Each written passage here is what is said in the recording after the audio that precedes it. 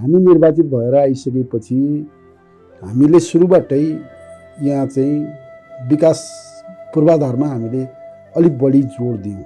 हिजो हामी निर्वाचित रहिरहँदा 1 मिटर पिच थिएन। अहिले हामीले गर्वका साथ भन्न सक्छौँ र हिजोको दिनमा हामीले 1 मिटर बेलगुटगढीमा पिच नहुँदा अहिले हामीसँग बाराई शक्तिमावि पिचको चरणमा 7 किलोमिटर प्रदेश सरकारबाट पिच गर्ने वातावरणको साथ काम अगाडि बढेको छ। झ्याङ्ली पोखरीबाट त्यही ढङ्गले पिच गर्ने गरी त्यहाँ पूर्वाधार नाला हेम्बायप वाल सुरु भएको छ र त्यो पिचमा सम्भवतः आरुखर्क वा बजेट बढेर आएको खण्डमा क्रमागत बजेट हो अर्को वर्ष 34 किलोसम्म पुर्याउने उद्देश्यका साथ त्यो खालको वातावरण बनिरहेको अवस्था छ, सडक बनिरहेको अवस्था छ। हामीले अहिले पनि सम्पत्ति कर या यावत करहरू जनतालाई ढाड सेक्ने खालका करहरू हामी लगाएको छैन।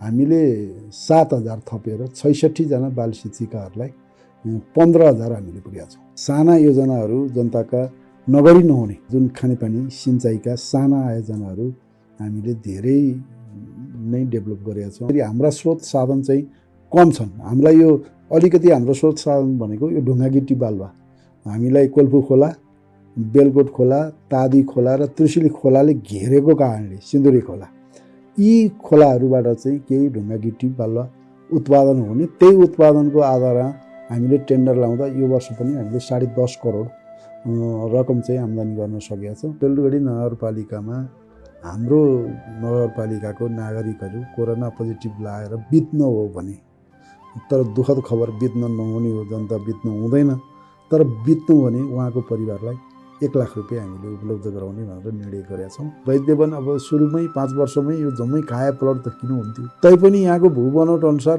उल्लेखनीय काम भएको छ। सुरुमा हामीले तल्लो लेभलबाट भनिसकेपछि माथिल्लो लेभलसम्म हाम्रो कुराहरू चाहिँ सुनवाई हुन्थ्यो। अब अहिले सरकार परिवर्तन भयो, नुवाकोटको ठुलो आयोजना 14वटा काटियो भन्ने त आयो नि त। त्यसले गर्दाखेरि अब बजेटै तोडमोड हुने, अब 6-8 महिना कति 6-7 महिना बितिसक्यो। सरकारले यो चाहिँ गर्यो भनेर अनुभूति गर्ने खालको, म यहाँको नगर प्रमुख हो होइन, तर यो चाहिँ गर्यो सरकारले, यो चाहिँ सही ढङ्गको काम गर्यो, यो चाहिँ आयो भन्ने हामीले थाहा छैन। मलाई चाहिँ त्यो अनुभूति लागेको छैन। व्यक्तिगत रूपमा अब सबैको व्यक्तिगत कामहरू धेरै भएनन् होला, यसमा चाहिँ उहाँहरूको नि गुनासो रहला, तर समग्रमा भन्नुपर्दा उहाँहरूले सुधार भएको छ बेलगुटगढी भन्न चाहिँ सक्नुहुन्छ। हामीले जति काम गऱ्यौँ त्यो जनताको पक्षमा, जनताको हितका निम्ति हामीले काम गऱ्यौँ। दर्शकबिन नमस्कार, भिजुअल न्युजमा तपाईँहरूलाई स्वागत छ। म रामेश्वर तिमल सिन्हा। आज म बेलगुटगढी नगरपालिकामा आएको छु। हामीसँग हुनुहुन्छ बेलगुटगढी नगरपालिकाको नगर प्रमुख राजेन्द्र रमण खनाल। मेयरज्यू, यहाँलाई कार्यक्रममा स्वागत छ। धन्यवाद, नमस्कार। चुनाव भएको 4 वर्ष पुरा भइसकेको छ। यो अन्तिम चुनावी वर्ष हो। यो बिचमा के कस्तो काम गरियो र के कति सफलता हासिल गर्न सकियो र के कस्तो बाधा अप्ठ्यारोहरू आयो भन्ने विषयमा चाहिँ समग्र विषयमा हामी रहेर कुराकानीमा जोडिनेछौँ।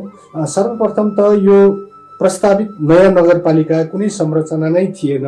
आजको दिनसम्म आइपुग्दा के कस्तो बाधा अडचनहरू आइपरे? सर्वप्रथम हामी निर्वाचित 74 सालमा निर्वाचित भएर आइसकेपछि वास्तवमै बेलगुटगढी नगरपालिका सरकारले अन्तिममा नयाँ नगरपालिका अन्तिममा निर्णय गरेका नगरपालिका हो र यो पुरानो 6वटा गाउँपालिका मिलेर 6वटा गाउँपालिकाको 52वटा वडाहरू मिलेर यो नगरपालिका बनेको छ। भूगोलको हिसाबले यो 156 वर्ग किलोमिटरमा फैलिएको छ र यो नगरपालिका 13वटा वडामा विभाजन भएको छ र समुद्र सतहबाट 500 मिटर उचाइदेखि 2300 मिटर लगभगको उचाइमा यो नगरपालिकाको बनावट रहेको छ। वास्तवमै हामी निर्वाचित भएर आइसकेपछि यो नगरपालिकामा नगर कार्यपालिकाको भवन, वडा कार्यालयहरू र बाटाका पूर्वाधारहरू जीर्ण अवस्थामा रहेको र त्यति प्रभावकारी ढङ्गले यो नगरपालिकामा ती खालका संरचना थिएन। हामी निर्वाचित भएर आइसकेपछि हामीले सुरुबाटै यहाँ चाहिँ विकास पूर्वाधारमा हामीले अलिक बढी जोड दियौँ। त्यसले गर्दाखेरि हामीसँग धेरै रकमहरू चाहिँ पूर्वाधारमा खर्च भएको रेकर्डहरू छन्। त्यसको अलावा हामीसँग वडा कार्यालय पनि थिएन। प्रशासनिक भवन यो भूकम्प गइसकेपछि नेपाल सरकारले यहाँ चाहिँ एउटा आवास, सार्वजनिक आवास, सामुदायिक आवास बनाइदिएर छ। हामी त्यही भवनमा चाहिँ शपथ ग्रहण यो भवनमा खाएर हामीले सुरु गरेका हौँ। र तत्काल सुरु गर्दाखेरि हामीसँग प्रमुख प्रशासकीय अधिकृत, 1 जना कार्यालय सहयोगी र लेखापाल 2 जना 3 जना कर्मचारीबाट सुरु गरिएको र अहिले हामीसँग लगभग नेपाल सरकारबाटै 53 जना दरबन्दीमा हामीसँग 35 जना थाई कर्मचारीहरू हुनुहुन्छ र त्यस्तै गरी हामीसँग करारमा सबै हिसाब गर्दाखेरि 70-80 को हाराहारीमा अहिले हाम्रो कर्मचारीहरू पुगेको अवस्था छ। र हामीले अहिले विद्युत सदरमुकाम जोड्नका निम्ति हाम्रै पहलमा धमले निरञ्जना बागखोर प्रदेश सरकारबाट एउटा पक्का खालको बाटो प्रदेश सरकारबाट हामीलाई बजेट उपलब्ध भयो र त्यो अहिले काम भइरहेको अवस्था छ र सम्भवतः यो फागुनसम्ममा सदरमुकाम पासाङ लामो मार्गबाट बागखोर नगरपालिका कार्यालय भवनसम्म आउने बाटो पक्का बन्दैछ। र त्यसै गरी हाम्रो बालुवाखानीबाट धार्के जोड्ने सञ्चार मार्ग 8 किलोमिटर अहिले चाहिँ त्यो बाटो पिच भएको अवस्था छ र क्रमागत वर्षमा ती कामहरू अगाडि बढेको छ। त्यसको कटिङ अहिले बेलगढी नगरपालिका वडा नम्बर 3 को कोल्फु छेउमा पुगे अवस्था छ कटिङ गरेर। त्यसमा हाम्रो साथ सहयोग नगरपालिकाको रह्यो। विशेष गरी म आफैले नि त्यसको अगुवाई गरेर अगाडि बढाउन सुरु गर्दै जाने क्रममा बाधा अडचनलाई फुकाउँदै हामी गयौँ र यो वर्ष सम्भवतः टेन्डर हुँदैछ कालोपत्र गरी जाने भनेर हामीले त्यसको चाहिँ नामाकरण चाहिँ सञ्चार मार्ग भनेर हामीले राखेका छौँ। र त्यस्तै गरी कोल्पुटार, 2 पिपल, डबली, मालिका देवी, दियाले, पञ्चासे हुँदै झ्याङ्ली पोखरी हुँदै कोल्पुटारको डिपिआर गरेको छ। सङ्घीय सरकारबाट त्यसलाई चाहिँ बजेट दिने शर्तमा ती कामहरू अगाडि बढेको छ। सम्भवतः सरकार परिवर्तन नभएको भए अहिले धेरै रकम आउँथ्यो भन्ने हामीलाई लागेको छ। प्रदेश सरकारबाट झ्याङ्ली पोखरी 34 किलो 12 करोडको अहिले टेन्डर भएको छ। त्यसलाई पक्का संरचना बनाउँदै अगाडि बढ्ने कुराहरू छन् र यसमा हाम्रो 8 वटा वडा कार्यालय हामीले निर्माण गरेका छौँ। 5 वटालाई हामीले बजेट छुट्याएका छौँ। 2टा हाम्रो 1 नम्बर वडा र 7 नम्बर वडाको जग्गा प्राप्ति भएर अहिले हामीले टेन्डरमा लैसकेका छौँ। 3टा वडा कार्यालय भवन चाहिँ पुरानो 13 नम्बर बाराई, 11 नम्बर अमारे र वडा नम्बर 8 चाहिँ कल्याणीमा पुरानो कार्यालयबाट हामीले कार्यालय सञ्चालन गरेका छौँ। र यसमा कार्यालय भवन बनाउनका निम्ति बेलगढी नगरपालिका विशेष गरी मेरै पहलमा पूर्व प्रधानमन्त्री केपी ओलीको सरकारको पालामा हामीले 25 रोपनी जग्गा चाहिँ नेपाल सरकारबाट बेलगढी नगरपालिकाले लिजमा 30 वर्षलाई हामीले प्राप्त गरेका छौँ र त्यो कार्यालय भवन अहिले डिपिआर हामीले सम्पन्न गरेका छौँ।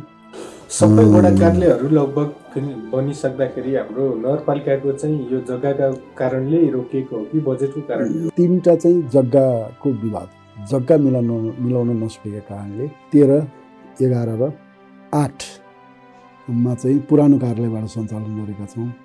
अरू चाहिँ हामीले सबै टेन्डर गरेर 2टा हामीले उद्घाटन गरिसक्यौँ। 6वटा हामीले उद्घाटन गरिसक्यौँ। यो कोरोनाको कारण थोरै प्राविधिक कुराहरूले चाहिँ अहिले हामीले उद्घाटन गर्न सकेको छैनौँ। त्यस्तै गरी हामीले मनमोहन पिकनिक स्पोट हामीले सुरु गरेका छौँ वैद्यवनमा। त्यहाँ चाहिँ हामीले ट्रसहरू, टोयलेटहरू बनाइसकेको अवस्था छ र अझै हामी त्यहाँ चाहिँ पिकनिक स्पोटलाई चाहिने आवश्यक पूर्वाधारहरू अगाडि बढाइरहेको अवस्था छ। त्यस्तै गरी चिम्टेश्वरमा सङ्घीय सरकारबाट र हाम्रो साझेदारीमा टेन्डर भएर काम अगाडि बढेको छ र लगभग 1.5 किलोमिटरको हाराहारीमा हामीले 1.5-2 करोडमा चाहिँ स्टिल डेक हालेको छिँडी निर्माण गरिरहेको अवस्था छ। त्यो चाहिँ मदन भण्डारी छिँडी निर्माण हामीले भनेका छौँ। र त्यहाँ भ्यू टावर चिम्टेश्वरमा भ्यू टावर पनि निर्माण भइरहेको छ। त्यो प्रदेश सरकारबाट लगभग अहिले 4थो तलामा पुगेको होला, निर्माणाधीन छ।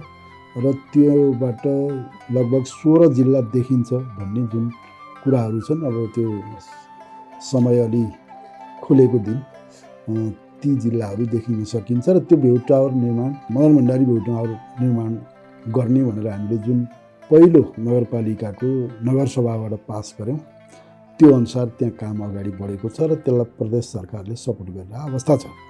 त्यस्तै गरी सङ्घीय सरकारबाट त्यहाँ सिमसार संरक्षण र त्यो भन्ज्याङ भन्ने ठाउँमा नपुगेको छिँडीलाई अहिले पुर्याउने गरी टेन्डर भएको छ।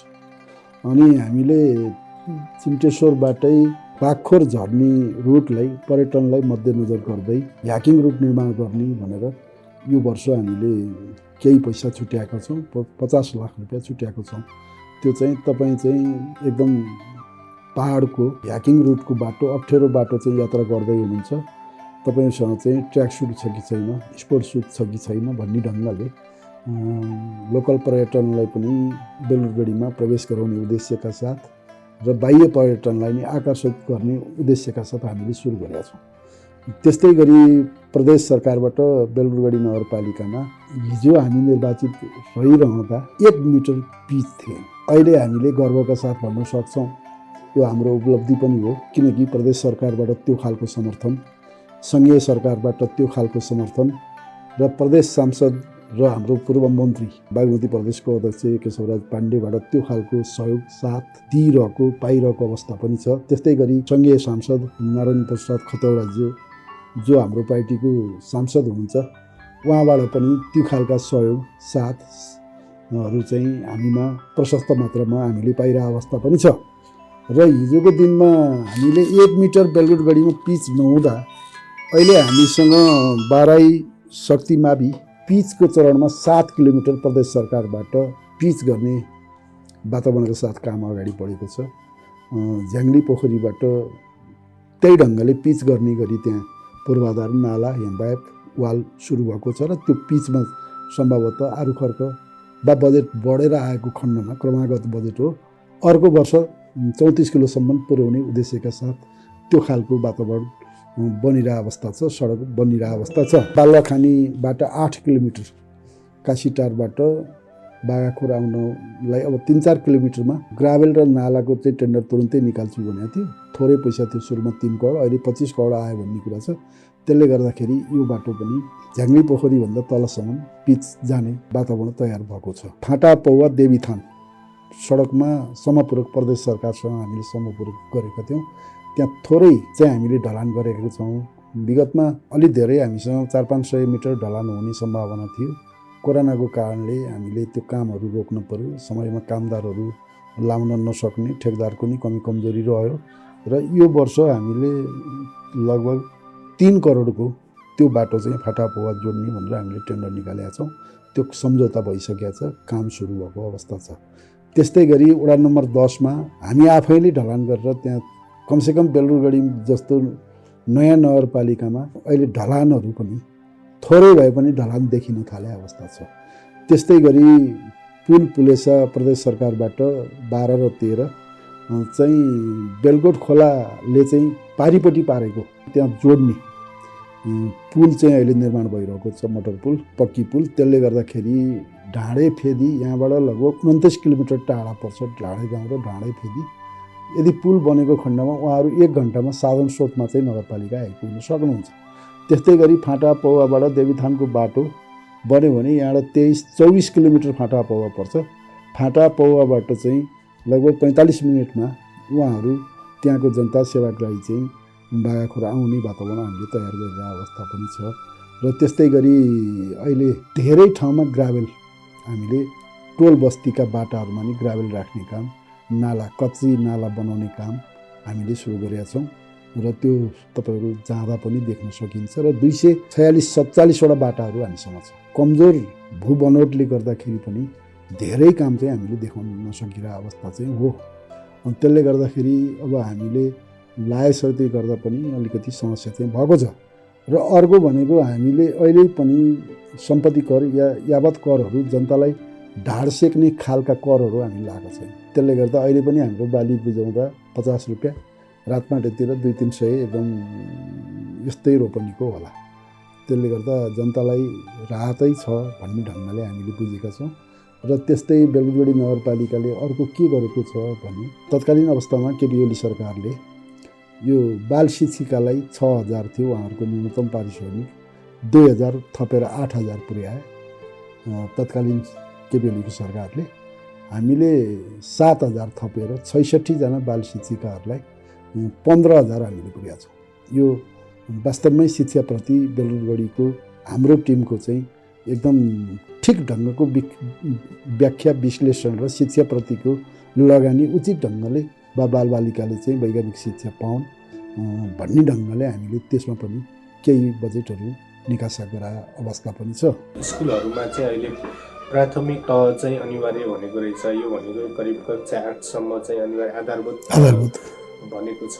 त्यहाँ चाहिँ हाम्रो पहिल्यै 5 कक्षासम्म सञ्चालन गरेको 3वटा मात्र दरबन्दी हुने र त्यो चाहिँ निजी कोटामा राख्नुपर्ने टिचरहरू अनि उहाँहरूलाई चाहिँ अलिकति स्रोत व्यवस्थापन गर्न पहिला चाहिँ एकमुष्ट पैसा प्रिन्सिपलले दायाँबायाँ गर्न पाउने, अहिले चाहिँ स्रोत खुलाउनु पर्ने आएको पनि र दिएको पनि स्रोत खुलाउनु पर्ने कारणले गर्दा चाहिँ कतिपय स्कुलहरूमा चाहिँ यो समस्या रहेछ। अनि अलिकति यो चाहिँ नगरपालिकाले यसमा चाहिँ कसरी एड्रेस गरेको छ, यो अलिकति मर्ज गर्ने भन्ने कुरा पनि आयो, तर त्यो पनि गर्न सम्भव छैन। किनभने एउटा डाँडामा एउटा स्कुल छ, अर्को डाँडामा अर्को स्कुल छ।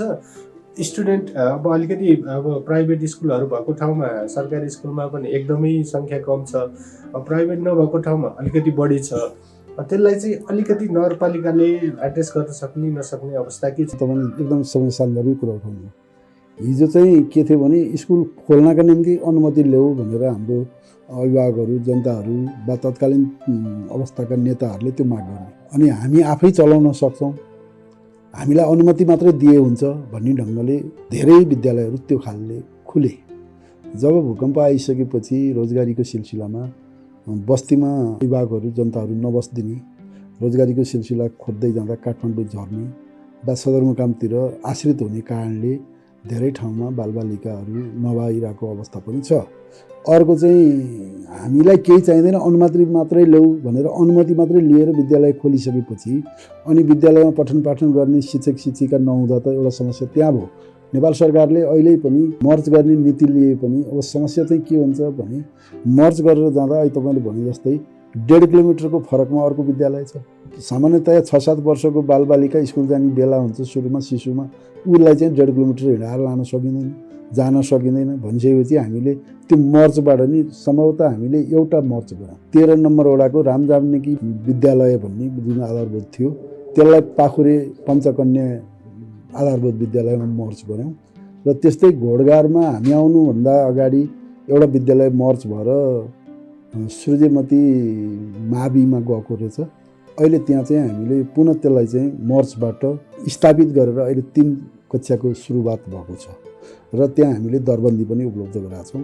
त्यस्तै गरी थानापति आबी, त्यसमा पनि हामीले दरबन्दी उपलब्ध गराएको छौँ। त्यस्तै गरी यहीँ नजिकै सम्भवतः विकास आबी के आबी छ, त्यो आबीमा पनि हामीले अहिले दरबन्दी उपलब्ध गराएको छौँ। अब समस्या चाहिँ केन्द्रीय सरकारकै समस्या छ। मर्च गरेर जति हामीलाई दरबन्दी पहिला 6 वटा नेपाल सरकारबाट उपलब्ध भयो त्यो चाहिँ हामीलाई दरबन्दी होइन, शिक्षक सहितै आउने दरबन्दी थियो कि अन्तिममा कोही पनि नआइसकेपछि हामीले अहिले नियुक्ति गरेका छ र अहिले फेरि हामीलाई थप 4 वटा दरबन्दी आएको छ। त्यसमा 10 वटा दरबन्दी हामीले वितरण गरेका छौँ। त्यस्तै गरी मावि, निमावि, प्रासी गरेर हामीले अनुदान कोटामा पनि हामीले लगभग 35-36 वटा दरबन्दी चाहिँ अहिले विभिन्न विद्यालयहरूमा पठन पाठनको निम्ति हामीले पठाइरहेको अवस्था पनि छ। त्यसले गर्दाखेरि अब एकैचोटि यो शिक्षामा चाहिँ के हुन्छ भने एकैचोटि त्यो देखाउन नसकिँदो रहेछ क्या। शिशुबाटै त्यो खालको गुणस्तरीय शिक्षा दिने वा त्यसलाई इङ्ग्लिस मिडियममा पढाउँदै लाने कस्तो भयो भने संरचनाहरू, सरकारी संरचनाहरू एकदमै राम्रो गाउँकै शानको रूपमा चाहिँ डेभलप भयो।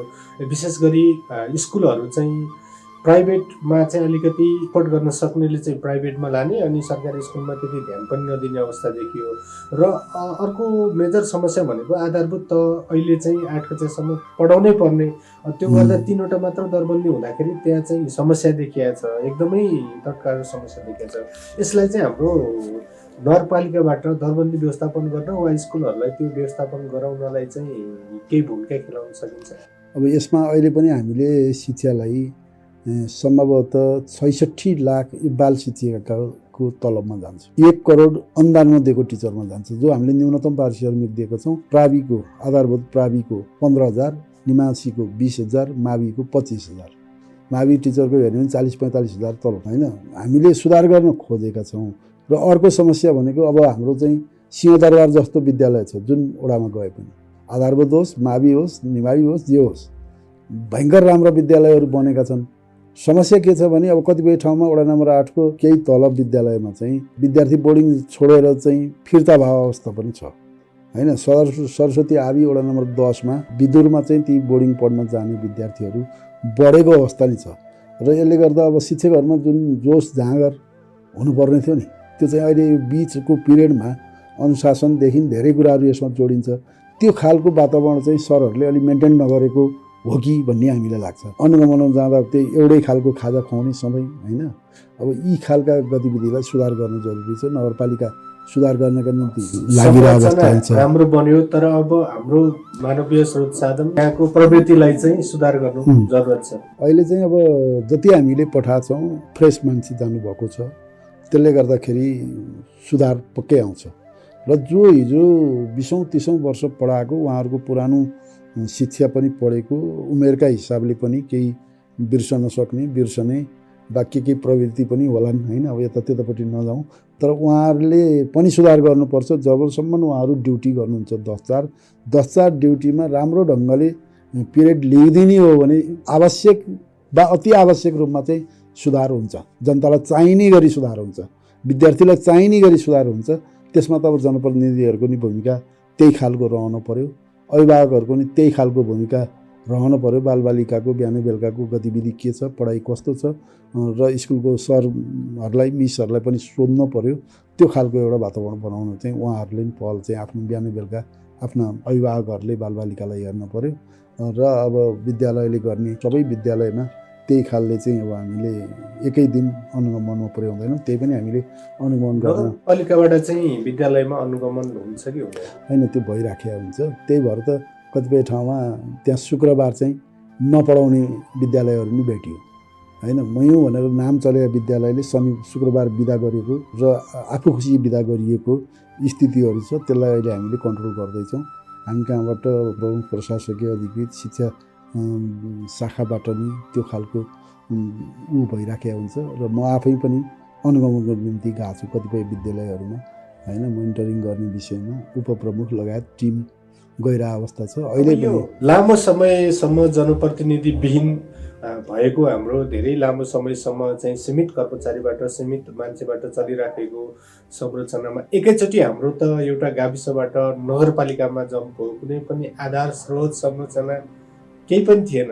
र त्यति बेलाको र अहिले यो 4 वर्ष व्यतीत गरिसक्दाखेरि जनताले के कस्ता समस्याहरू लिएर चाहिँ नगरपालिकासम्म आइपुग्नुहुन्छ? कतिपय समस्याहरू त वडाबाटै समाधान हुन्छन्। अहिले सिफारिसदेखि लिएर धेरै कुराहरू वडामै भएको छ। स्थानीय सरकार भनेको छ एकदमै कामलाई चाहिँ छिटो साध्य गर्नको लागि यहाँ आएर पनि धेरैजनाले वेट गर्नुपर्ने अवस्था छैन, किनभने वडाबाटै धेरै आदि काम सकेर आएको हुन्छ।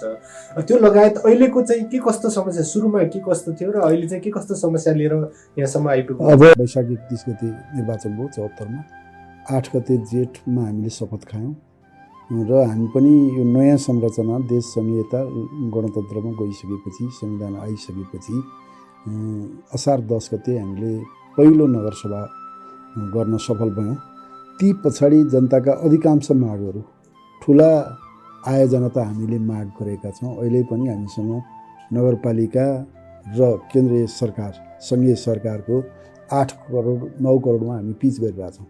त्यो चाहिँ 12 नम्बरबाट 13 नम्बरसम्म जाने कालीघुम्तीदेखि ढाँडेफेदीसम्म जाने बाटो भनेका छौँ। हामीले 4 किलोमिटर 5 किलोमिटर हामी पिच गर्न लगाइरहेको छौँ। र साना योजनाहरू जनताका नगरी नहुने जुन खानेपानी सिँचाइका साना आयोजनाहरू हामीले धेरै नै डेभलप गरेका छौँ। अहिले कतिपय ठाउँमा राताटार भन्ने वडा नम्बर 5 मा पर्छ। त्यो खापा हामीले 1,80,00,000 चाहिँ लगभग 100-150 घरले पानी खाने गरी प्रत्येक घरमा धारो हुने गरी त्यो हामी उद्घाटन गर्ने चरणमा थियौँ। अब यो कोरोना कारणले रोकिएको अवस्था छ। त्यस्तै गरी मिटर सहितको धारा 8 नम्बर वडामा हैन धेरै वडाहरूमा चाहिँ यी खालका गतिविधि 13 नम्बरमा 12 नम्बरमा हामीले धेरै नै सुधार सबै वडामा हामीले सुधार चाहिँ गरेका छौँ। जनताले पनि गुणस्तरीय कामलाई अलिकति ध्यान दिनुपर्ने हो। त्यो हाम्रो आयोजना हो, हाम्रो योजना हो, हामीले अलिकति चासो दिनुपर्छ भन्ने चाहिँ यहाँ कमी चाहिँ छ। तर त्यसलाई सचेत बनाएर जाने हो भने अहिले चाहिँ ती खालका गतिविधिहरू जनतालाई प्रष्टै देखिने खालको हैन। अब अहिले उहाँहरूको घर अगाडिको बाटो ग्राभेल भएको छ, उहाँको टोलमा बत्ती थिएन। म निर्वाचित भएर आउँदा अहिले राताटारको खानेपानी भने यो सम्भवतः 3 नम्बर 4 नम्बर वडामा बडारे भन्ने ठाउँतिर बत्ती नै थिएन। मैले 181 वटा पोल नगरपालिका आफैले खरिद गरेर गत साल मात्रै त्यो वितरण गरिसकेपछि अहिले राताटार भन्ने ठाउँमा बत्ती पुगेको छ। नगरपालिका भएको छ बत्ती अझै पनि त्यो साल खर्च गएर निमारे त्यस्तै गरी जलजले एरियामा अझै पनि पोल पुगेको अवस्था छैन, बत्ती पुगेको अवस्था छैन। त्यसले गर्दाखेरि हाम्रा स्रोत साधन चाहिँ कम छन्। हामीलाई यो अलिकति हाम्रो स्रोत साधन भनेको यो ढुङ्गा गिट्टी बालुवा हामीलाई कोल्पु खोला, बेलकोट खोला, तादी खोला र त्रिशुली खोलाले घेरेको कारणले सिन्धुरी खोला यी खोलाहरूबाट चाहिँ केही ढुङ्गा गिट्टी बालुवा उत्पादन हुने, त्यही उत्पादनको आधारमा हामीले टेन्डर लाउँदा यो वर्ष पनि हामीले 10.5 करोड रकम चाहिँ आम्दानी गर्न सकेका छौँ। त्यो बाहेक अलिकति यो विद्युत रोयल्टी, अब यो मालपोत रोयल्टी र नेपाल सरकारले दिने अनुदान बाहेक अहिले मैले भने राजस्व उठाउने क्रममा चाहिँ बेलगढी त्यति टाइट ढङ्गले राजस्व उठाउन सकेको अवस्था छैन र हामीले त्यो खालको कडा नियमहरू बनाएका पनि छैनौँ हैन। त्यसले गर्दाखेरि ठिकै ढङ्गले अहिले चाहिँ कामहरू अगाडि बढेको अवस्था छ। अहिले चाहिँ अब यो 4 वर्ष व्यतीत भइराख्दाखेरि चाहिँ जनताहरूले के कस्तो डेलिगेसनहरू लिएर यहाँसम्म आइपुग्नु भएको छ? अब उहाँहरूको चाहिँ धेरै अब यही खानेपानी, सडक, सिँचाइ विशेष गरी यसमै बढी जोड छ। सहकारी भन्ने चाहिँ नाराहरू तपाईँहरूले पनि सपोर्ट गर्नुभएको छ। सहकारीहरूको पनि बिल्डिङहरू बन्नलाई अझ सहयोग गर्नुभएको छ। त्यो मार्फत चाहिँ विभिन्न अनुदानका योजनाहरू, समूहगत लोनहरूमा पनि सब्सिडी प्लस अनुदानहरू के छ? यो चाहिँ यसमा चाहिँ हाम्रो नगरपालिकाले के कस्तो? अब यसमा चाहिँ हामीले डाइरेक्ट त्यो भवन निर्माण गर्ने बाहेक अलिअलि फर्निचरको व्यवस्था गर्ने बाहेक डाइरेक्ट उहाँहरूलाई पैसा दिन सक्दैन। त्यसले गर्दाखेरि बरु कृषिका उपकरणहरू लगायत कृषिमा हुने उसको उत्पादनमा जोडिने कुराहरूलाई हामीले त्यो अनुसार हामीले सपोर्ट गर्न सक्छौँ हैन। त्यही पनि धेरै सहकारीहरूलाई हामीसँग 53 वटा सहकारीहरू यहाँ छन् दर्ता भएको। त्यसमा 7-8 वटा 10 वटा एक्टिभ सहकारी छन्। त्यो एक्टिभ सहकारीलाई पनि हामीले अहिले मर्ज गर्न सकिरहेको अवस्था छैन क्या। जो कमजोर सहकारी ठुलो सहकारीमा लगेर मर्ज गरेर एउटा बैंकिङ सिस्टममा लाने डेभलप गर्ने खालको गतिविधि चाहिँ हामीले बढाउन सकेका छैनौँ। सरकारले हिजोको दिनभन्दा हिजो जुन अवस्था थियो यहाँको किसान दाजुभाइहरूको, यहाँको जनताको भने अहिले आय स्रोत चाहिँ बढे अवस्था चाहिँ छ। तर देखिने गरी शहरी क्षेत्रमा रहेको नागरिक जस्तो देखिने गरी एकदम त्यो चाहिँ भएको छैन। तर सुधार चाहिँ भएको छ। हिजो बैंकमै जानुपर्ने वा साउको घरमा जानुपर्ने सामान्य खर्च चलाउन बिरामी हुँदा भने अहिले ती खालका ऊ चाहिँ रोकिएको अवस्था छ। अब हिजो हामी निर्वाचन भइरहँदा यही बेलगुटगढी नगरपालिकाको कार्यालयमा म आइसक्दा पनि यहाँ चाहिँ सुरक्षाको हिसाबले यो अहिले अस्थायी पोस्ट हामीले ल्याएका छौँ। सम्भवतः यो थाहै नै हो। अहिले 5 जनाको दरबन्दी छ। चौकी ल्याउन हामी सफल भयौँ। त्यस्तै गरी बैंक ल्याउन हामी सफल भयौँ। बैंक चाहिँ हाम्रोमा कति छ र यो बेलगुटगढी नगरपालिका भइसकेपछि जस्तो हाम्रो कुमारीमा पनि चौकी त्यो अस्थायी हो कि स्थायी हो? अनि त्यो स्थायी हो। त्यो कुमारी चौकीको स्थायी भयो। बैंक चाहिँ कृषि विकास बैंक चाहिँ हिजो द्वन्द्वको कालमा कुमारी एरियाबाट उठिआएको छ। अब त्यसलाई ल्याउने पहलहरू हामीले गरिराखेका छौँ। सम्भवतः आउने भन्ने कुरा पनि उठेको छ त्यो एरियामा। त्यस्तै गरी त लगभग खडा भइसकेको अवस्था छ नि अहिले त होइन। अब हामीले भनौँ कुमारीकै हिसाब गर्ने हो भने 2टा वटा कार्यालय त्यहाँ उद्घाटनको चरणमा छ हैन। धेरै काम भएको छ। अब समस्या के हो भने अब बैंकलाई विश्वास दिलाएर उसको पनि आम्दानीको सोर्स देखाउनु पऱ्यो होइन। अब अहिले नयाँ बैङ्कहरू कोलफुटारमा नयाँ बैङ्क आइरहेको छ, सेन्चुरी भयो, प्रभु भयो, सानिमा भयो, अरू पनि बैङ्क छन् होइन। अब ती बैङ्क चाहिँ प्राय वडाहरूमा पठाउने सन्दर्भमा हाम्रो पहल भइरहेको छ। त्यसलाई अब अहिले चाहिँ केन्द्रित रातमाटेकमा वडा नम्बर 7मा बढी केन्द्रित भएको छ कि। अहिले पछिल्लो समय चाहिँ गाउँ गाउँमा सहकारीको चाहिँ राम्रो प्रभाव देखिएको छ। त्यसबाट विभिन्न अब निम्न स्तरलाई उकास्नको लागि चाहिँ अलिकति महत्त्वपूर्ण भूमिका खेलेको छ भन्ने चाहिँ स्थानीय वडा अध्यक्षहरूले पनि हामीलाई जानकारी दिनुभएको थियो। अब यहाँ चाहिँ सहकारीदेखि वित्तीय अवस्थाको लागि चाहिँ के कस्तो प्रेसरहरू आइपर्ने गर्छ? अहिले मैले भने सहकारी 8-10 वडा जो जनताको हितको निम्ति जनताकै पक्षमा कृषिमा आधारित भएर काम गरिरहेको संस्थाहरू हुनुहुन्छ होइन। उहाँहरूको प्रगति राम्रो छ। केही चाहिँ यो संस्थाहरू दर्ता गरेर बसे र मर्च गर्नु नमान्ने होइन, त्यसलाई अब जबरजस्ती गर्नु पनि अहिले हामीलाई त्यो खालको फेरि अहिले पनि सहकारीलाई हेर्ने हामीसँग विज्ञको पनि कमी होइन। त्यो जिल्ला सहकारीसँगले उसै पठाइदियो बोराका बोरा यहाँ ल्याएर थन्क्याएर गर्ने कामहरू नि भयो। अब यदि त्यसलाई त्यो खालको विज्ञहरूको पनि सपोर्ट रहने हो भने जुन सहकारीबाट जनताको पक्षमा गरेका कामहरू छन् त्यसलाई प्रभावकारी ढङ्गबाट अझै व्यापकताको रूपमा प्रचार प्रसारदेखि लिएर त्यो खालको गतिविधि गर्ने हो भने आर्थिक समृद्धिमा लान सहकारीले खेलेको भूमिका र नेपाल सरकारले चाहेको ढङ्गले अगाडि बढाउन सक्छ भन्ने नि मलाई पनि विश्वास लाग्छ होइन। जस्तो अब यो उच्च शिक्षामा चाहिँ हाम्रो यो नगरपालिकामा कतिवटा क्याम्पसहरू बनेका छन् के छ? अब यसमा चाहिँ हामीले उच्च शिक्षाको निम्ति एउटा कुमारी क्याम्पस त्यहाँ सरकारी अर्ध सरकारी के हो? केन्द्रीय उसबाट चाहिँ त्यो 8-10 लाख रुपियाँ बिल्डिङ त लाइन्सले बनाइदियो होइन। त्यो माथिबाट 8-10 लाख रुपियाँ आउँछ र विद्यार्थीबाट लिने फी र नगरपालिकाले नि अनुदान दिए नि फेरि बेरुजु राख्नेछ।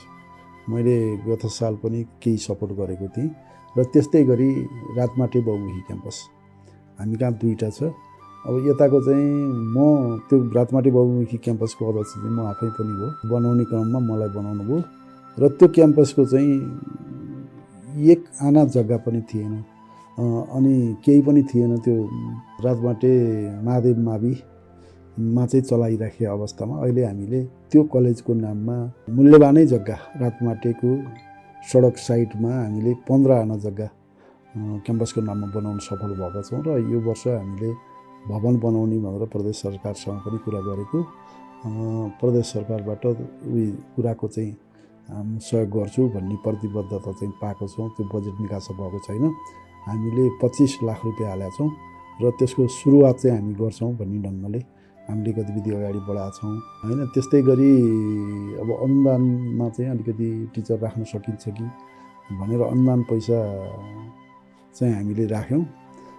त्यसमा चाहिँ अनुदान दिन मिल्दैन किनकि त्यो चाहिँ बेरुजु रहन्छ भन्ने खालको कुरा छ र कुन माध्यमबाट चाहिँ त्यसलाई नभए ऊ गरेर चाहिँ अगाडि बढाउने भन्ने खालको चाहिँ नगरपालिका छलफल भइरहेको अवस्था छ। जस्तो अब यो सरकारको अन्तिम चुनावी वर्ष हो, यो भूकम्प पुनर्निर्माण लगायतको कामहरूले पनि पूर्णता लगभग पाए। कतिपय मान्छेहरूले चाहिँ हामीसँग पनि कतिपय जेन्युन मान्छेहरूको सुरुवाती चरणमा त्यहाँ लेखाउँदाखेरि केही त्रुटिवश भुलवशमा छुट्यो वा उहाँहरू त्यहाँ उपलब्ध नभएर केही गरी छुट्यो। उहाँहरूको चाहिँ हामीले घर बनाउन पाएनौँ भन्ने भयो र अनि कतिपय मान्छेहरू चाहिँ नगरपालिका वा वडाको समन्वयमा अशक्त मान्छेहरूको चाहिँ घर निर्माण पनि भएको छ। यो विषयमा चाहिँ कति प्रतिशत मान्छेले चाहिँ घर बनाउन छुटे र यो अब यो लगभग सम्भवतः अन्तिम पनि हो। अब यो पुनर्निर्माण नहुनेले त अब केही रकम पाउने सम्भावना छैन। करिब 3 लाख त धेरैले लिए। पछिल्लो समयमा त्यो मापदण्डले अलिकति समस्या बनाएको थियो। त्यसपछि इन्जिनियरहरूको अवधि सकिएपछि घर 1 कोठाको भए पनि मापदण्ड पुग्ने छ भने पाउनुभयो। अब यो चाहिँ अन्तिम भएको छ। हाम्रोमा चाहिँ कति जति छुटेर त्यसको चाहिँ प्रेसर के छ र समग्रमा कति जति मान्छेले चाहिँ घर 150 मान्छे छुटेको होला, छुट्टाइ छुट्याइएको पनि होला कि। तत्कालीन अवस्थामा चाहिँ यो सर्वदलीय संयन्त्र भन्ने त्यसले चाहिँ यो मान्छेको काठमाडौँ वा बाह्य ठाउँमा घर छ, बाहिर घर छ भनिसकेपछि त्यसकै आधारमा नि छुटेको रहेछ। र कतिपय कुराहरू हामीले फेरि जोडबल गरेर श्रीमानको छुट्याछुट्टी गऱ्यो भने श्रीमतीको नाम हालेर पठाउँदा फेरि जोइन भएको इतिहासहरू पनि छ। त्यस्तो खालले आएको पनि रकमहरू छ। अब समस्या चाहिँ त्यो हामीले लेखेर पठाइदिए पनि नेपाल सरकारले नपत्याइदिएपछि पूर्वाधारले एनआरएनले नपठाएपछि चाहिँ समस्या हुँदो रहेछ कि हामीले पटक पटक यहाँबाट लेखेर पठाउँछौँ। अब विशेष गरी चाहिँ यो वडाकै दायित्वमा पऱ्यो, नगरपालिकालाई थाहा हुँदैन।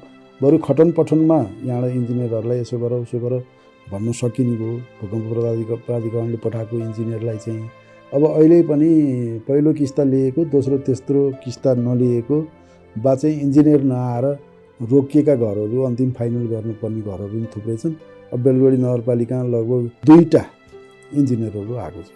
अब त्यो 2टाले कहिलेसम्म भ्याइसक्ने हो बा अब त्यो चाहिँ कहिलेसम्म उहाँहरूले पैसा पाउने हो भन्ने एउटा अनिश्चितता त्यहाँ पनि छ। अर्को भनेको अब सम्पूर्ण जिम्मा चाहिँ नगरपालिकालाई दिने भन्ने खालको नेपाल सरकारको उसमा चाहिँ छलफल भइरहेछ। जो छुटेको छ वास्तवमै बिकमेन नै पीडित हो भने उहाँले त पाउनु पऱ्यो नि। छिमेकीले पाइरहेछ उहाँ नपाउने भन्ने कुरा त भएन कि। अब नगरपालिका तिमी आफै समेट भन्नु पऱ्यो, हामी नभए नि अर्कोले नि त समेट्छ नि त, नदिन नहुनेलाई त दिनु पऱ्यो भन्ने विषयमा अब सरकारको निर्णय आएको छैन।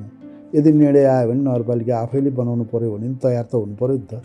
कतिपय अछत्तहरूको चाहिँ घरहरू निर्माण गरेर छ, यसको सङ्ख्या चाहिँ मोटामोटी के हो? अब यस्तो चाहिँ के छ भने जो भूकम्प पीडितबाट नि पर्नु भएन, नेपाल सरकारबाट पर्नु भएन भनौँ न, छुट्यो, उहाँको चाहिँ श्रीमान नि हुनुहुन्न, श्रीमान बित्नु भएको छ, उहाँसँग बालबच्चा नि छ, अनि एकल महिला हुनुहुन्छ भने त्यस्तो चाहिँ अहिले केही एउटा टुकी फाउन्डेसन भन्नेले 4-5वटा बनाएर जम्मा अहिले 2टा त्यस्तो मान्छे चाहिँ बेलगढी नगरपालिका 2जना हुनुहुँदैछ, उहाँहरूलाई बनाइदिने भन्ने ढङ्गको कुरा अगाडि बढाएको छ। अब फुसको छाना भएकोलाई जस्ता लाउने भन्ने कार्यक्रम आयो। हामी कहाँ फुसको छाना लाउने मान्छे हुनुहुन्छ, त्यो फिर्ता गयो होइन। अब जनतालाई पीडा पनि छ, नाम परे पनि छैन, काहीँ जनप्रतिनिधिले गल्ती गरिदिएर पनि नपरे हुनसक्छ, टाइममा कागज नबुझाइदिए पनि हुनसक्छ होइन। अब हिजो अस्ति हामीले हिजो हात बाआमाहरूको पैसा दिन्थ्यो वृद्ध भत्ताको। यो चाहिँ ब्याङ्किङ सिस्टममा टोटली लगिसक्नु भएन। अहिले हाम्रो ब्याङ्किङ सिस्टममा टोटल अहिले अब हिजो अस्ति त हामीलाई जति अप्ठ्यारो बनाएर जति कुरा काटे पनि अहिले ब्याङ्किङ सिस्टममा गइसकेको छ। र अहिले अब बाआमाहरूले लिने भत्ता उहाँको हकदार आउनुहुन्छ भने ब्याङ्कले त्यो सिस्टममा हकदारवालालाई पनि पठाउँछ। र परीक्षण कालकोमा चाहिँ हामीले अरू बैङ्कहरू अहिले गाउँमा जाने कुराहरू अगाडि बढेको छ, गाउँमै गएर बाँड्ने कुरा अगाडि बढेको छ। र सानीमा पनि अब निकट भविष्य हामी नै गाउँमा गएर बाँडिदिन्छौँ। मैले बैठक पनि संयुक्त रूपमा राखेको छु। कतिपय वडामा त हाम्रो सानीमा ब्याङ्कको ब्रान्चहरू छैन, त्यस्तोमा चाहिँ अहिले वडा मार्फत जान्छ कि ब्याङ्कमै आएर लानुपर्ने? नजिक पर्ने काठमाडौँमा रहनुहुनेले सानीमा ब्याङ्क काठमाडौँमा लिनुहुन्छ, विद्युर नजिक पर्नेले विद्युरमा लिनुहुन्छ, धार्के नजिक पर्नेहरूले धार्के गएर लिनुहुन्छ, अन्तर जिल्लाबाट पनि लिन सकिन्छ। र यहाँ आउन नजिक हुनुहुन्छ, उहाँ सक्नुहुन्छ भनौँ न भने उहाँहरू यहाँ पनि आउनुहुन्छ। त्यसले गर्दाखेरि अब हिजो चाहिँ अलिक अप्ठ्यारो जस्तो उहाँहरूलाई लागेको थियो। अहिले चाहिँ ब्याङ्कमा पैसा सुरक्षित हुने र अब यहाँ ब्याङ्कमा हिजो चाहिँ विविध कारणले त्यो वडामा टाइममा नबुझाइदिँदा हो है, फेरि वडा अध्यक्षहरूलाई जनप्रतिनिधिलाई दोष लाउने काम चाहिँ हुन्छ। टाइममा आफ्ना बुवा आमाको कागजपत्र वडामा मार्फत नपठाएपछि त्यो ब्याङ्कमा छुटेको अहिले हामीले लगभग सम्भवतः जो मान्छे बाआमाहरूको पैसा छुटेको थियो अहिले हामीले 13-14 लाख रुपियाँ उहाँहरूलाई भर्ताल हुने गरी हामीले त्यो पैसा नै हालिदिएका छौँ नगरपालिकाबाट। भनिसकेपछि अब सम्भवतः ती खालका कुरा उठ्दैन होला। यहाँ आउने भन्दा नि ब्याङ्क जनताको घरमा जानुपर्छ भन्ने ढङ्गले हामीले गतिविधि अगाडि बढाएको छौँ। परीक्षणको निम्ति वडा नम्बर 7, वडा नम्बर 12मा अहिले हामीले हेरिरहेछौँ। उहाँहरू घरमा गएर बाँड्नुहुन्छ, टोलमा गएर बाँड्नुहुन्छ। यो ब्याङ्क चाहिँ किन जान्न सक्ने? अब कम्पिटिसन भयो नि त होइन। राजमाटेमा अहिले कोलपटारमा एकजना अर्को ब्याङ्क आछन्, त्यो ब्याङ्क पनि म जान्छु भन्ने ढङ्गले मसँग कुरा भइरहेछ होइन। सेन्चुरी पनि म जान्छु भनेको छ भनेपछि सानीमा किन नजाने? कोही चाहिँ त्यो पैसा लिएर जान सक्ने गाउँमा बरु पुलिसको सुरक्षा हामी दिन्छौँ, गाडी छैन हामी गाडी दिन्छौँ भनेको छौँ नगरपालिकालाई, नगरपालिकाबाट होइन। त्यसले गर्दाखेरि अब चाहिँ सम्भवतः हिजोको भन्दा सुधार भएको छ भन्ने ढङ्गले चाहिँ मलाई चाहिँ त्यो खालको विश्वास लागेको छ होइन। अब समग्र स्वास्थ्यमा चाहिँ अब यो हेल्थ पोस्टहरू हाम्रो नगरपालिकामा हस्पिटलहरूको अवस्था चाहिँ के छ? अब हामीसँग समग्रमा पुरानो हेल्थ पोस्ट भनेको 6 यो अर्को गरी हामीसँग 6वटा चाहिँ हेल्थ पोस्टहरू थियो। आधारभूत हामीसँग 3टा थियो, वडा नम्बर 1, वडा नम्बर 12 र वडा नम्बर 5मा, जहाँ दुईवटा छ 12 उसमा होइन। 5मा 1मा हामीले आधारभूत खोल्यौँ। त्यो पछाडि 4 नम्बर वडा, 2 नम्बर वडा र 13 नम्बर वडामा चाहिँ त्यो आधारभूत स्वास्थ्य छैन। अहिले हामीले विज्ञापन गरिसकेको अवस्था छ। त्यस कारणले अब त्यो ठाउँमा नि हामीले अनामी र एचए राखेर एउटा कार्यालय सहयोगी राखेर 3 जनाको दरबन्दीबाट यसै वर्ष सम्भवतः फागुन महिनामा हामी त्यो ठाउँमा नै स्वास्थ्यको संरचना चाहिँ स्थापना गर्छौँ र अन्यत्र पनि अस्पतालको हकमा केन्द्रीय सरकारले पहिलो लटा चाहिँ पूर्व सरकारले एकै दिन शिलान्यास गर्ने उद्घाटन गर्ने खोल्ने भनेर भनेको थियो। त्यो बेला बेलगढीको नाम चाहिँ परेन। हामीले कोभिड हस्पिटल सञ्चालन गऱ्यौँ। कोभिड हस्पिटल सञ्चालन गर्दाखेरि डाक्टर सहित हामीले त्यो खालको वातावरण बनाएको थियौँ। अहिले डाक्टर हाम्रो छोडेर जानुभयो हैन, अरू स्टाफहरू हामीसँगै हुनुहुन्छ र अब आगामी दिनमा नगरपालिका स्तरीय अस्पताल बनाउनका निम्ति अब हामीसँग 25-26 रोपनी जग्गा पनि उपलब्ध भएको छ। अब हामी कार्यालयको शिलान्यासपछि पुलिस चौकीलाई काँध दिने, भोलि यहाँ डिएसपीको कमान्डमा 200 जना जति प्रहरी रहने भन्ने कुराहरू, त्यो खालको संरचना बन्छ भन्ने कुराहरू पनि छ हैन।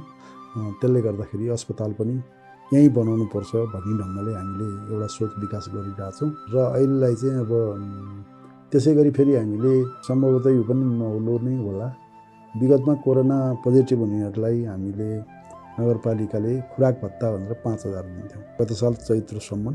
पछि हामीले त्यसलाई कटौती गरेर यो वर्ष चाहिँ बेलगढी नगरपालिकामा हाम्रो नगरपालिकाको नागरिकहरू कोरोना पोजिटिभ लागेर बित्न हो भने, तर दुःखद खबर बित्न नहुने हो, जनता बित्नु हुँदैन, तर बित्नु भने उहाँको परिवारलाई 1 लाख रुपियाँ हामीले उपलब्ध गराउने भनेर निर्णय गरेका छौँ। अझै पनि हिजो अस्ति पनि हाम्रो बेलगढीकै नागरिक कोरोना सङ्क्रमण पुष्टि भएर बित्नु भएको छ। उहाँहरूले त्यो खालको सुविधा चाहिँ उहाँको परिवारहरूले लिइराखेको अवस्था पनि छ हैन। अब यो जस्तो व्यवसाय दर्ता गर्ने प्रचलन बढेको छ, वडामा दर्ता गर्ने, त्यसपछि कतिपय वडामा नहुने नगरपालिकामा आउने छ। यो चलन र व्यवसाय दर्ता गरेर सञ्चालन गरेको चाहिँ कतिको देख्नु भएको छ? हाम्रोमा अलिकति अहिले पछिल्लो समय यो बालुवा निकासी पनि राम्रै राजस्व सङ्कलन भएको छ। मैले 2 नम्बरमा श्रोता पनि हाम्रोबाट राम्रै राजस्व सङ्कलन भएको छ भन्ने कुरा गर्नुभएको थियो। लगायत यस्तो समग्र हाम्रो यो नगरपालिकामा चाहिँ व्यवसाय दर्ता गरेर अगाडि बढाउने चाहिँ प्रचलन बढेको छ। यो यसको चाहिँ प्रेसर कतिको छ?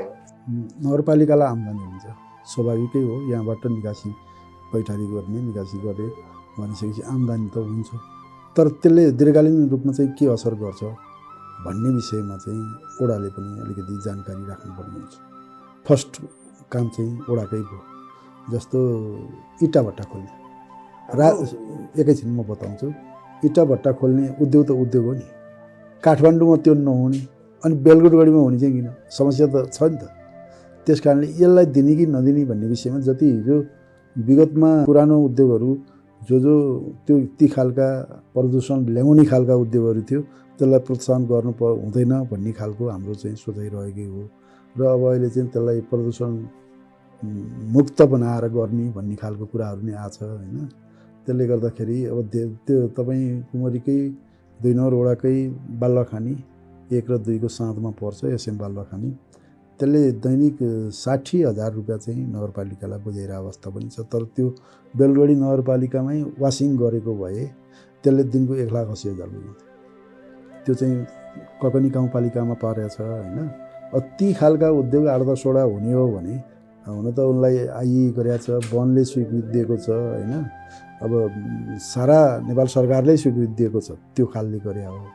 हामीले त उही सिफारिसलाई सिफारिस गरेर पठाउने मात्रै हो, हामीसँग त्यो खोल्न दिने सम्पूर्ण अधिकार हुँदैन हैन। अनि कर लिने चाहिँ हामीले न्यूनतम त्यो चाहिँ कच्चा पदार्थ भएको नाताले ट्रकको चाहिँ हामीले 1,000 लिने भनेर नगरपालिकाले निर्णय गरेका छौँ। ती खालका उद्योग 5-10 वटा खोल्न आउने कुराहरू त्यो कागजपत्रकै दौरानमा होला नि, कहाँ गएर रोकिया छ त्यो चाहिँ थाहा भएन। 1 नम्बरमा त्यो खालको छ, अनि 3 नम्बरमा र 2 नम्बरमा इँटाको छ हैन। अनि एउटा ठुलो यो रातमाटेतिर जुन कि बालुवा उपलब्ध गराएर नधान्ने खालको के, दिनकै 100 टिप बालुवा चाहिँ प्रशोधन गर्ने खालको भन्ने खालको, त्यो क्रसर नै होइन, बालुवा धुने भने है कि मिसिन, त्यसलाई चाहिँ अब कहाँको बालुवा ल्याएर धुने भन्ने विषयमा हामीसँग यता रातमाटेपट्टि 12, 13, 8, 9, 10, 7मा चाहिँ त्यो खालको, 7मा अलिअलि बालुवा पाउने अन्त त्यो खालको उद्योग सञ्चालन गर्न सक्ने अवस्था छैन। त्यसले गर्दाखेरि अहिले अरू उद्योगहरू घरेलु साना मझौला उद्योगहरू चाहिँ दर्ता भइरहेको अवस्था छ र त्यो अनुसार काम गरिरहनु भएको पनि छ। अब ठुला क्रसरहरू पनि बेलगढीमा छन् तर हामी आउनुभन्दा अगाडि खोलिएको त्यसले चाहिँ कर चाहिँ बेलरोडीलाई तिर्ने अवस्था छ, तर इन्ट्री चाहिँ हामी कहाँ भएको छैन। त्यो अदालतले अब हामीले इन्ट्री गरौँला, भोलि अदालतले हटा भनिदिनु, किनकि त्यो वैधानिक रूपले थापेका छैनन्। हिजो कुनै आयोजनाको नाममा खोलामा थापिएको र अहिलेसम्म नउठेको नउठाइएको उठाउन नसकिएको अवस्थाहरू पनि देखियो। त्यो एकचोटि सर्वोच्चले रोका गर्यो, फेरि सर्वोच्चले डम्प भएको जति सिद्ध्यासी बन्द गर्ने भन्ने खालको कुरा निर्णय भएको छ भने चाहिँ अब हामीले त्यो विषयमा अरू बोल्न सक्दैनौँ। यो हाम्रो बेलकोट गढी नामकै गढी चाहिँ अलिकति संरक्षणको अभाव भयो भन्ने मान्छेहरूको चाहिँ बुझ्न। अब यसमा चाहिँ केही बजेट हामीले छुट्याउन सक्ने अवस्था होइन। हामीले गत साल 25 लाख रुपियाँ छुट्यायौँ। त्यो चाहिँ कोरोनाको कारणले उपभोक्ता समितिले सम्झौता गर्न सक्नु भएन। त्यो बेलकोट गढी ऐतिहासिक गढी हो। ऐतिहासिक गढीमा हामीले गएर त्यहाँको संरचना तोडमोड गर्न चाहिँ पुरातत्त्वको मान्छे आएर गर्नुपर्ने, अनि त्यो चाहिँ हामीले सम्झौता गराए पनि गर्न नसकिने भइसकेपछि अहिलेको वर्ष नि हामीसँग 25 लाख छ। यो चाहिँ पूर्ण रूपमा ध्वस्त भएको छ कि के छ त्यहाँको संरचना? अब मन्दिर थियो, त्यो मन्दिर बिग्रेको लडेको भन्ने छ, निरञ्जना भगवती मन्दिर। त्यसलाई बनाउने भन्दा पनि अब खण्ड चाहिँ हामीलाई पुरातत्त्वले रोक्ने होइन, बनाउँछु भन्दा पनि भनिसकेपछि त्यो चाहिँ अलि अन्यलमै छ। अनि हामीले तल जुन कोत घर छ त्यहाँतिर चाहिँ बरु पार्टीसाटी बनाएर कोत घर अलि राम्रो बनाइदिएर त्यहाँ जमरा समरा राख्ने पुरानो प्रचलनहरू छ होइन, त्यसलाई चाहिँ कायम गर्दै त्यो खालको वातावरण बनाएर अगाडि बढाउँ भनेका छौँ। अब हामीले नसक्ने कुरा जबरजस्ती तोडमोड गरेर नि भएन। त्यस्तै चिम्टेश्वरकै त्यो मन्दिर एरियामा जुन त्यो बनाएको छ अहिले सत्तल जस्तो, अब त्यसलाई उब्काएर बनाउँदा पनि हामी पुरातत्त्वसँग चाहिँ समन्वय गर्नुपर्ने छ। हामीसँग बजेटै छ भने पनि उनीसँग सल्लाह नगरी समन्वय नगरी बनाउन नपाउने एक दुईवटा यस्ता गढीहरू छन् होइन, जस्तो झिल्केश्वरी भन्ने त्यो झिल्टुङमा त्यो खालको छ। त्यसले गर्दाखेरि त्यसलाई संरक्षण गर्दै जोगाउँदै बनाउने भन्ने खालको कुरा हो। हामीसँग वर्षौँ नि पैसा छुट्याएको छौँ, तर काम भइरहेको अवस्था छैन। यो वर्ष सम्भवतः त्यो पूजा घर तल जमरा राख्ने ठाउँ अनि मौलो लगायतका ठाउँमा पूर्वाधार अलि राम्रो बनाइदिएर अगाडि बढाउनुपर्छ भन्ने ढङ्गले चाहिँ हामीले बजेट छुट्याएको छौँ। अब उहाँहरू समिति बनाउने भन्नुहुन्छ, अहिलेसम्म ल्याउनु भएको छैन। यदि ल्याउनु भयो भने अब त्यो सम्भवतः बन्छ। अब यो समग्रमा 4 वर्षको कार्यकालको समीक्षा गर्दा चाहिँ यहाँसम्म आइपुग्दासम्म के कस्ता अवरोध चाहिँ सिर्जना हुँदो? अब यहाँ त देवीघाट भट्टथोक बागखोर भन्ने सडक हामीले प्रदेश सरकार र हाम्रो उसमा चाहिँ साझेदारी समपूरकको उसमा चाहिँ हामीले टेन्डर निकाल्यौँ। त्यहाँ चाहिँ समथिङ एकजना बेलकोट गढीवासी त्यहीँको घर जग्गा पर्नेले चाहिँ उहाँले मुद्दा हालिदिएपछि त्यो त रोक्यो। काम गर्न नसकेपछि दोस्रो वर्ष त्यो समपूरक पैसा प्रदेश सरकारबाट आएन। त्यो एकजनाले मुद्दा हाल्दैमा त्यो सर्वोच्चले स्टे अर्डर जारी गर्ने छ, त्यहाँ चाहिँ काम नगर्नु भनिसकेपछि हामीले तोडमोड गर्न सकेनौँ। र अन्त पनि के खालको कुरा हो भने पहिला अब पूर्वाधार निर्माण गर्नु त अलिकति त खन्न परिहाल्यो। खन्ने विषयमा अरूको खन्दा त एकदम खुसी हुने, आफ्नो खन्दा चाहिँ अलिकति सहज ढङ्गले नमान्ने परिपाटीले गर्दा अप्ठ्यारो त परिस्थिति छ। फेरि अब बाटो बनाइरहँदा बाटो बनाउने मापदण्डको आधारमा खनिरहँदा पनि अब फेरि क्षतिपूर्ति दिने त्यो खालको सम्भावना छैन होइन। अब सरकारले त्यो खालको वातावरण सिर्जना गरेका छैन। र तैपनि हामीले चाहिँ सकेसम्म क वर्गको बाटा नाला बाहेक ढल बाहेक 10 मिटर भनेर हामीले अलिकति ठुलै खनेका छौँ भन्ने लाग्छ। र मलाई अब सुरुमा हामी आउँदा यहाँ गाडी आउन गाह्रो थियो।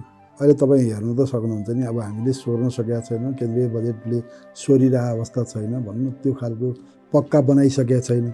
तर यो ठाउँमा अहिले मजाले ट्याक्सी आउँछ, साना कारहरू आउँछ भनेपछि डेभलप त भएको छ।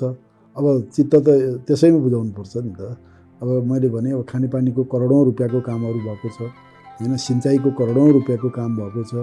प्रदेश सरकारबाट सङ्घ सरकारबाट आएको र नगरपालिका हिसाब गर्ने हो भने तपाईँको कुमरीतिरै खानेपानीका 2 बोरिङ होइन, 3मा 2मा होइन, सिँचाइका कुराहरू लगायत अरू वडाहरूमा पनि त्यो खालका थुप्रै संरचनाहरू निर्माण भएका छ। कति देखिन्छ भन्ने कुरा त अब प्रचारमा जाँदा थाहा हुने हो, नत्र धेरै काम भएको छ। अहिले पनि हिसाब गर्ने हो भने प्रदेश सरकार र सङ्घीय सरकार, विशेष गरी प्रदेश सरकारबाटै धेरै बजेटहरू हाम्रो बेलगढीमा परेको छ। बेलकोटगढ नगरपालिकामा यहाँले जिम्मेवारी सम्हालेदेखि अहिलेसम्म गौरव गर्न लायकका योजनाहरू चाहिँ के अगाडि बढ्यो प्रष्ट गरिदिनु 1-2 दिनमा।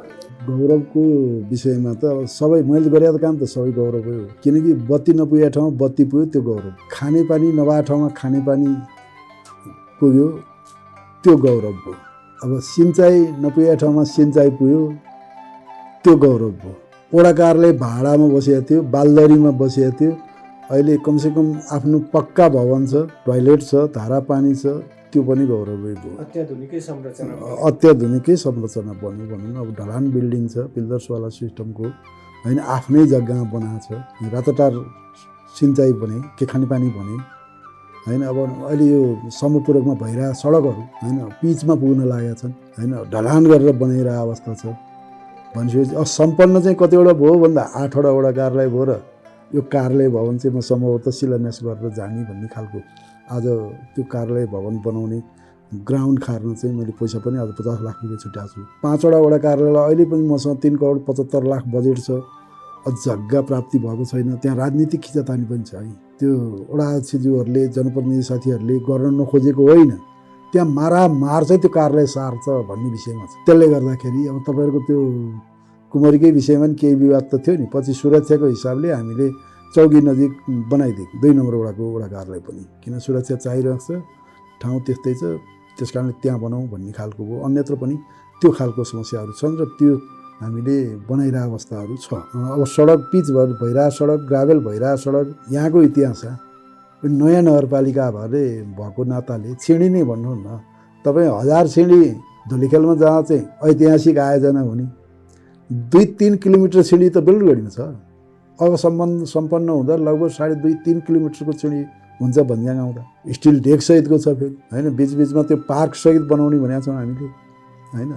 त्यसले गर्दाखेरि लगभग जनतालाई परिवर्तन गर्ने खालको, पर्यटनलाई ल्याउन सक्ने खालको वैद्यवन अब सुरुमै 5 वर्षमै यो जम्मै काया पलट त किन हुन्थ्यो। तैपनि यहाँको भूबनौट अनुसार उल्लेखनीय काम भएको छ। यो चाहिँ काम चाहिँ जनताको पक्षमा भएको छ भन्ने मलाई चाहिँ विश्वास लाग्छ र यही हो हाम्रो पालाको ऐतिहासिक काम भन्ने पनि लाग्छ। राजनीतिक खिचातानीको कारणले चाहिँ अवरोध कतिको सिर्जना हुने रहेछ? शान्तिको कुराहरू त हाम्रो बेलगढी अछुतो रहेन। नाराबाजी सम्बन्ध चाहिँ भयो, कतिपय नगरपालिका गाउँपालिकामा तोडफोड भयो। अब मलाई चाहिँ सम्भवतः मैले ब्यालेन्सै गरेको होला भन्ने नै लाग्छ, किन म पूर्ण मेजोरिटीमा नै छु। निर्वाचित हुँदा नेपाल कम्युनिस्ट पार्टी एमाले 10वटा वडा उपमेयरसहित मेजोरिटी जितेको छ। त्यसले गर्दाखेरि विपक्षी साथीहरूले पनि मैले आफूले पनि कोअर्डिनेसन गरेर समन्वयकारी भूमिका खेलेर म एउटा पार्टीको मेयर नभइकन समग्रलाई मिलाएर लाने कोसिस गरेको कारणले पनि होला त्यो ठुलो विरोधहरू चाहिँ मैले खेप्न परेन, किनकि अहिलेसम्म मेरो अन्तिम कार्यकाल हो। वास्तवमै भन्यो भने अब सम्भवतः लास्ट नगरसभा नहोला पनि यो विवाद चाहिँ नगरसभाको छेउछाउतिर हुने गर्छ होइन। त्यसले गर्दाखेरि नहोला। अहिलेसम्म हामीले सबैलाई समेटेरै विकास सबैलाई दामासाही हिसाबले अझ जनसङ्ख्या आधारमा दिनुपर्ने कुराहरूलाई पनि अलिकति मिलाएर ठिकै छ। अब वडा छुट्टिएर आइसकेपछि भूगोल त्यस्तै छ, जनसङ्ख्या पनि कम भएको हो, अब बराबरै दिउँ भन्ने खालको पनि सोच विकास गरियो। त्यही ढङ्गले विकासलाई अवतरण पनि गराइयो। अहिलेसम्म जे गरेछ त्यो काममा म पूर्ण रूपमा सन्तुष्ट पनि छु। अब यो 4 वर्षे कार्यकालमा चाहिँ यो चाहिँ गर्न सकिएन भन्ने केही त्यस्तो आयोजनाहरू रह्यो? अब हामीले माग गर्दा गर्दै यो ठुला मोटर पुलहरू विशेष गरी यो बेलकोटगढी 12 र विदुर नगरपालिका 5 नम्बर जोड्ने ठाउँमा हामीले एकदम सर्टकट त्यो पुल चाहिन्छ भन्यो। त्यो चाहिँ विदुर नगरपालिका जान 12, 13, 10 र 11लाई सेन्टर पर्थ्यो। त्यो पुल चाहिँ हामीलाई अब सङ्घीय सरकारले त्यो खालको बजेट उपलब्ध गराएन, प्रदेश सरकारबाट पनि त्यो बजेट उपलब्ध गराइएन। नत्र बजेट हामीले माग गरे अनुसारको अब हाम्रा ठाउँ भूगोल हाम्रा आफ्ना आन्तरिक पनि त चाहियो नि त। त्यसले गर्दाखेरि बजेटैलाई चाहिँ नआएको, यो चाहिँ गर्न भ्याइएन त अब धेरै भ्याइएन। 256वटा बाटोमा सबै बाटो ग्राभेल भएन, नभ्याएकै हो। तर कतिपय ठाउँमा नगरी नहुने ठाउँमा हामीले सुरुवात गरेका छौँ। सुरुवात गरिसकेपछि भोलि आउने पिँढी जो कोही आओस् त्यसलाई पुरा गर्नुपर्छ, ऊ त्यो ढङ्गले लाग्नुपर्छ। म यो ह्याकिङ रुट पनि यो अन्तिममा अहिले सुरु गरिहाल्न नगर्ने पक्षमा पनि जान्दिनँ होला। यो सुरु गरिदिइसकेपछि करोडौँ रुपियाँ पैसा त लाग्छ। नेपाल सरकारको नगरपालिकाको बजेट गइसकेपछि त्यसलाई कन्टिन्यू दिनुपर्ने हुन्छ। त्यसले गर्दाखेरि हामीले धेरै ठाउँमा ती खालका सुरुवात गरेका छौँ। जस्तो मनोरञ्जन पिकनिक स्पोट, हामीले खेल मैदानहरू होइन यहीँ पर सिउरिनीमा नि हामीले खेल मैदान निर्माण गरिराखेका छौँ, जो नगरपालिका स्तरको बनाउँछौँ भनेका छौँ। वडा नम्बर 8मा त्यही खालको खेल मैदान हामी बनाइरहेका छौँ। रातमाटेमा त्यही खालको खेल मैदान हामीले बनाएका छौँ। त्यस्तै केउरिनीमा हामीले त्यही खालको खेल मैदान बनाइरहेको अवस्था छ होइन। धेरै वडाहरूमा प्रदेश सरकारबाट पनि त्यो खालको बजेट उपलब्ध भएको छ। सुरुमा पहिला चाहिँ सरकार छोटो समयमा परिवर्तन भइरहेको थियो, अहिले पनि त्यो सिलसिला चाहिँ कायमै छ, तर अलिकति लामो समयसम्म स्थिर हुँदाखेरि चाहिँ विकास निर्माणको कामले चाहिँ अलिकति गति लिएको हो। जो निर्वाचित भएर आइसकेपछि प्रदेश सरकार र सङ्घीय सरकार एउटै लाइनको परेको कारणले धेरै कामहरू चाहिँ भएको हो। मैले यही 30 रोपनी 25 रोपनी कार्यालय प्रशासनिक कार्यालय बनाउने भवन बनाउने जुन जग्गा जब माथि केन्द्रमा एकलौटी केपी ओलीको सरकार भयो तत्कालीन अवस्थामा, त्यो बेला क्याबिनेट निर्णय गरेर ल्यायो। नत्र त्यो ल्याउन सकिने जस्तो चाहिँ मलाई पनि लागेको थिएन। मैले ऐतिहासिक काम गरेँ भने त्यही गरेँ, किनकि त्यो बेला बजेट सुरुमा हामीले तल्लो लेभलबाट भनिसकेपछि माथिल्लो लेभलसम्म हाम्रो कुराहरू चाहिँ सुनवाई हुन्थ्यो। अब अहिले सरकार परिवर्तन भयो, नुवाकोटको ठुलो आयोजना 14वटा काटियो भन्ने त आयो नि त। त्यसले गर्दाखेरि अब बजेटै तोडमोड हुने, अब 6-8 महिना कति 6-7 महिना बितिसक्यो। सरकारले यो चाहिँ गर्यो भनेर अनुभूति गर्ने खालको, म यहाँको नगर प्रमुख हो होइन, तर यो चाहिँ गर्यो सरकारले, यो चाहिँ सही ढङ्गको काम गर्यो, यो चाहिँ आयो भन्ने हामीले भएको छैन। मलाई चाहिँ त्यो अनुभूति लागेको छैन। जति हिजो लागेको थियो हिजो त्यो खालले भन्नुहोस्, अहिले कोरोनाको यस्तो महामारी छ, म नगर प्रमुख, हामीसँग समन्वयकारी भूमिका छैन, केही छैन। अब के गर्ने के नगर्ने, सरकारले एउटा गाइडलाइन दिनु पर्दैन, केन्द्रीय सरकारले प्रदेश सरकारले दिनु पर्दैन? ती खालका गतिविधि अहिलेसम्म किन नदिए? हिजो त दिएको थियो। हामी हिजो प्रत्येक वडामा चाहिँ क्वारेन्टाइन बनायो होइन, 13 वडा क्वारेन्टाइन बनाइयो, 13 वडा अक्सिजन सिलिन्डर पुर्याइयो, 13 वडा त्यो स्वास्थ्यको कर्मचारी पुर्याइयो, कमसेकम अक्सिजन दिन सक्ने नाप्न सक्ने मान्छे त हामीले पुर्याएर बसेको हो नि होइन। डक्टरै नियुक्ति गरियो। अहिले त्यो खालको कुनै गतिविधि छैन। यतिसम्म कि हिजो 41 लाख रुपियाँ तत्कालीन अवस्थामा चाहिँ स्वास्थ्यलाई नेपाल सरकारले दबाई किन्न दिएको पैसा आज 14 लाख रुपियाँ दिएको। अब स्कुल त बन्दै गरिसक्नु भएको छ कोरोनाको नाममा। अब सरकारले माथिबाट निर्णय गरेर बन्द गर भनिसकेपछि अब हामीले खोलेर के अर्थ? भरे यो तल्लो लेभलमा कुनै घटना भयो भने जवाफ हामीले दिनुपर्छ। हामीसँग त्यो खालको साधन स्रोत पनि छैन। सुरक्षाको दृष्टिकोणले हामीसँग नगर प्रहरी नगरपालिका हो यो होइन। भनिसकेपछि त हामीसँग त्यो खालको केही छैन र अब कुनै बालबालिकाको कुनै अप्ठ्यारो परिस्थिति सिर्जना भने त्यो हामीले सामना गर्न सक्दैनौँ। त्यस कारणले उसले गर्यो, हामीले त खुरुक्क गरिदिउँ। तर अहिले अरूले पनि गरे, अहिले नुवाकोट जिल्ला धेरै पालिकाहरूले विद्युत नगरपालिकाले पनि गर्यो भन्ने आएको छ होइन। त्यसले गर्दा सरकारको उल्लेखनीय काम चाहिँ यो हो भन्ने छैन, अहिले चाहिँ देखाएको छैन।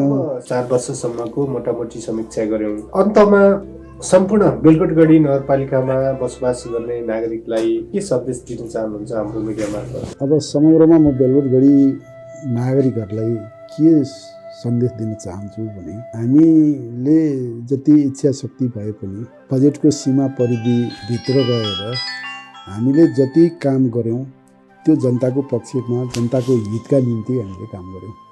जनताले पनि इच्छा आकाङ्क्षा राख्नु स्वाभाविकै हो, तर हामीले बाढी पीडित लाग्दा, घर पहिरोमा पर्दा, बेलकोटगढीभित्र रहेका एकदम गरिब असहाय बिरामीहरूको निम्ति हामीले कमसेकम दबाई खाने न्यूनतम रुपियाँहरू पनि हामीले उपलब्ध गरायौँ स्वास्थ्यका हिसाबले होइन। अब हिजो जति हामीले बेलकोटगढी नगरपालिका हिजोको स्थितिमा सबैलाई कस्तो थियो भन्ने प्रश्न छ।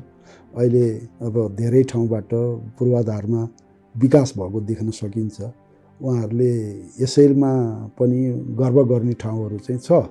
व्यक्तिगत रूपमा अब सबैको व्यक्तिगत कामहरू धेरै भएनन् होला, यसमा चाहिँ उहाँहरूको नि गुनासो रहला, तर समग्रमा भन्नुपर्दा उहाँहरूले सुधार भएको छ बेलकोटगढी भन्न चाहिँ सक्नुहुन्छ। र यो बिचमा जति यहाँ चाहिँ विभिन्न खोला नाला दोहन गर्ने यावत जुन 2 नम्बरी काम गर्नेहरू यताउति थियो हिजोको दिनमा, त्यसलाई बेलकोटगढी नगरपालिकाले एकदम कन्ट्रोल गरेर प्रशासनिक दायरामा ल्याए स्थिति पनि छ होइन। यो उहाँहरूले मूल्याङ्कन गर्नुहुन्छ र अन्तमा अब बेलगढी नगरवासीहरूलाई भोलिको दिनमा अब फेरि भेट्ने बाचा गर्दै यो तपाईँले लिनुभएको यो मिडियालाई पनि हृदयदेखि नै यो मसँग आएर मेरो बेलगढी नगरपालिकाको जुन भनाइहरू, यहाँका कामका, विकासका, यहाँका संरचनाका, यहाँको जनताको विषयमा प्रत्यक्ष कुराकानी गर्ने अवसर दिलाइदिनु भयो।